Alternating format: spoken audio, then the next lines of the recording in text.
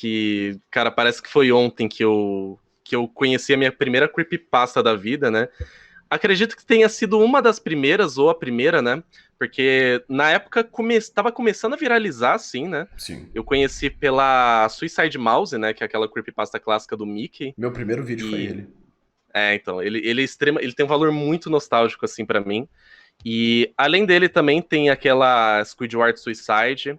Sim. E, assim, basicamente nessa época, eu gravava vídeo já, mas eu não tinha nenhum tipo de finalidade de, sei lá, manter uma frequência, de tocar uma carreira com o próprio YouTube, né? Sim. Basicamente, eu gravo vídeo desde 2008, 2009, assim, só Por simplesmente pelo prazer. ruê, em outras palavras.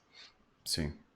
E o Creepypasta Brasil, eu lembro que quando eu conheci o blog, é na época de ouro, né, das creepypastas, que é quando as Sim, sim. creepypastas elas pegavam assim visualizações incríveis, a internet estava realmente engajada nisso.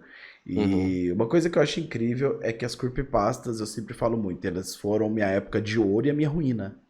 Olha que Ah, ironia. é. Ah, é verdade. Você teve bastante dor de cabeça em relação às creepypastas no seu Sim, canal principal, né? foi a creepypasta, ela foi minha bênção e minha maldição ao mesmo tempo. E eu lembro que Uhum. quando eu conheci o Creepypasta Brasil foi na época da bênção. Foi na época que o Sim, canal tava muito tava. em alta. Tava. Eu Uhum. lembro que eu pegava 40 mil views por vídeo. Isso em 2013 era algo absurdo de visualização. Sim, sim. E o blog também, né, cara, pegava muita visualização. É, o blog, eu acredito que ele pegava, assim, para um blog totalmente descompromissado, né? Ele pegava bastante. Eu acredito que ele pegava umas 15 mil, assim, diariamente, né? Fora as que eram direcionadas às Sim. postagens, né? Era acessos ao blog em geral.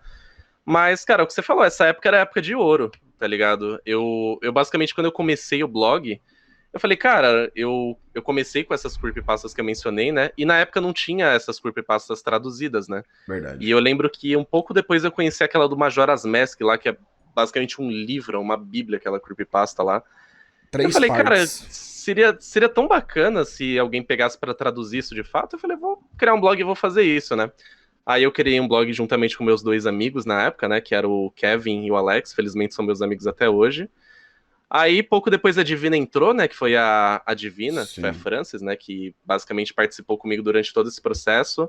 Ela tocou muito o Até. blog. Isso é verdade. Nossa, ela tocou até mais do que eu, se duvidar. Ela tem uma tatuagem em homenagem ao blog e é uma coisa que eu ainda quero fazer algum dia. O carinho que ela tinha, que ela ainda tem pelo blog, é absurdo. Mas, infelizmente, é aquela coisa, né? É época de pico e depois tem a época da ruína, né? É. A época da ruína veio muitos anos depois e, infelizmente, veio me motivar a encerrar o projeto de fato, né? Quando Que chegou a foi, no caso, ruína pra esse ano. você? Cara, foi basicamente na saída da Divina. Ela teve um processo bem chato no blog, ela até publicou isso, então eu posso estar falando disso aqui pra você e pra Sim. todo mundo que não sabe ainda da situação, que basicamente ela foi ameaçada pelos criadores das histórias gringas, né, que ela traduzia, por Ela, conta de. por uma criadora, na verdade. Um criador que traduz. Sim. Eu sei quem é a pessoa. Me Então. chantageou em $3.000. É sério isso? Me chantageou em $3.000. Rapaz, assim, basicamente foi isso. Ela comentou comigo no PV, antes dela chegar nessa decisão e tomar essa atitude de fato, que juntou uma galera a favor dessa pessoa, né? E basicamente ameaçou ela de processo, porque, né, não tinha, infelizmente teve um descuido de não citar a fonte lá, mas também tinha uma questão de que falavam que ela não tinha pedido autorização e tudo mais, e ameaçaram ela de processo, cara. Mas a E ela gringa falou, que era bicho, dona da história, ela nunca pediu pra colocar fonte. Ela deixava isso no perfil dela. Então ela também era esperta. Entendeu? Ela deixava hum, isso no perfil dela e não na história. E geralmente, se a história tá na internet, tradução livre. Você pode chegar e traduzir e exato. narrar. E aí eu tive um problema com essa mesma criadora. Ela virou pra mim e me deu um strike. Ela te deu um strike? Deu um Ela conseguiu te dar strike. um strike? Conseguiu, é fácil. Rapaz. Dar um strike é a coisa mais fácil que existe. É, isso Entendeu? eu senti na pele, infelizmente, isso. Sim, é a coisa mais fácil que existe. Ela me deu um strike.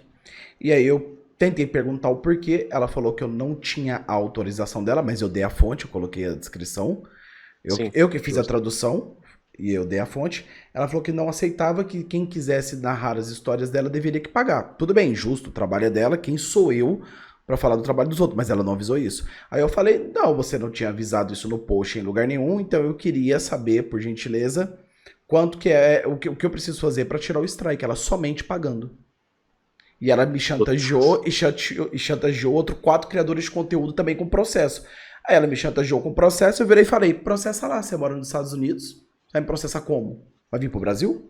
Aí eu falei, processa. Eu não ligo. Basicamente, esse tipo de chantagem foi o que aconteceu com o Rato Borrachudo, então. A pessoa dá strike e ameaça tirar em favor de um benefício financeiro absurdo. Não, eu E falei, processa lá. Eu falei, e não foi a primeira pessoa, eu já tive 5 strikes que criadores de história fizeram. A gente nem sabe realmente se era o criador, porque na verdade, se o texto não está registrado por lei, não tem como você falar que foi não tem você que como definir. criou. É, Uhum, porque assim, direito autoral é uma coisa que tem que estar registrada, tá? Tem que estar patenteado, e mesmo que você tenha os arquivos originais, se você não faz a patente, é tudo um processo muito grande. E aí eu recebi 5 uhum. strikes, de 5 eu tirei 4. Esse eu não tirei. Esse eu não consegui derrubar. Caralho, brother. Foi. Não, é muito tiro no próprio pé isso, né, cara? Quando você para pra pensar, assim, esse tipo de abordagem escrota faz com que meio que as pessoas se afastem do criador, ficando cientes dessa história, velho. É muito tiro no pé, cara. Eu discordo totalmente desse tipo de prática, E eu velho. vou te falar um negócio, eu já tô no meu segundo livro, né? Falando nisso, pra quem não sabe, já tá disponível em todas as livrarias a partir de amanhã. O livro tá aqui na minha Uhum. mão, lacradinho. Opa, O livro tá aqui na minha bela mão. capa. É meu Parece segundo creepy. livro de creepypastas, tá ligado? E eu vou falar pra Uhum, vocês. Quem quiser narrar, dando a fonte, à vontade. Eu não ligo. A questão é uhum, que, cara, sabe o que eu vejo muito problema das creepypastas? Você que já uhum, trabalhou com isso, na verdade você trabalhou até primeiro do que eu. Na uhum. verdade a gente surgiu, acho que praticamente no mesmo tempo. É, Que acho é que foi 2011, por aí. que é o seguinte, cara. Ninguém é dono de porra nenhuma ali. A verdade é essa. Porque a Uhum. maioria não registrou os textos, a maioria não tem direito autoral de nada. O Personagem, Jeff série, the né? Killer ninguém sabe quem é o dono. O Slender Uhum. ninguém sabe quem é o dono. O Reiki ninguém sabe quem é o dono. Entendeu? Então, assim, é tudo um mistério. Até a tradução, por exemplo, às vezes vocês traduziam primeiro, mas eu via a tradução em outro blog. Quando eu narrava, vocês achavam que eu tinha pego de vocês, mas eu peguei de outra Uhum. pessoa que me autorizou. Então, assim, você quer que eu te fale a verdade? Uhum. Sabe o que me broxou com as creepypastas? Que a Ok. comunidade era muito mesquinha, cara. Você quer saber É, a eu verdade? concordo com isso. A Eu comunidade era concordo com muito isso. mesquinha, cara. A comunidade. Ai, porque eu traduzi primeiro. Irmão, vamos falar a verdade. Tipo assim, questão de tradução: 80% jogava no Google Tradutor e botava ali. Quem traduzia de verdade, a gente sabia quem era. Entendeu? Foram os Aham, poucos que sim. traduziram. Então, assim, chegou um momento em 2014, eu comecei a brochar nas creepypastas. Eu não queria mais, entendeu? Eu não tinha mais vontade, sabe? Eu comecei a ver esse tipo de complicação quando, por exemplo, depois que aconteceu isso, eu tentei postar algumas histórias ainda, eu já vou chegar nesse ponto, Sim. mas eu tentei postar algumas histórias ainda, e aí, eventualmente, eu ia procurar a fonte da história, tá ligado? Não Pra tinha. acreditar. Não tinha fonte, tá Não ligado? Você tinha. achava no Creepypasta Wiki e em diversos outros sites, aí virava uma bagunça. Aí você fala, cara, eu vou acreditar o quê? Eu vou acreditar um site que pode ser, tipo, foda-se, tá ligado? É um bagulho, sabe? É o que você falou. E isso começou realmente a me broxar bastante, até que eu falei, beleza, eu vou tocar o blog somente com as creepypastas autorais dos fãs, que nem eu tinha como ter 100% de certeza que era daquelas pessoas que estavam escrevendo E mesmo. o que é pior Podia, ainda, você sabe, né? podia ser uma pessoa metendo louco, pegando o texto do Google e dando créditos a ela mesma.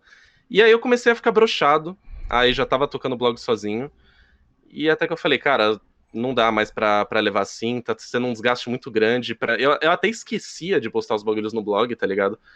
Falei, cara, acho que já passou da época e, assim, é foda, tá ligado?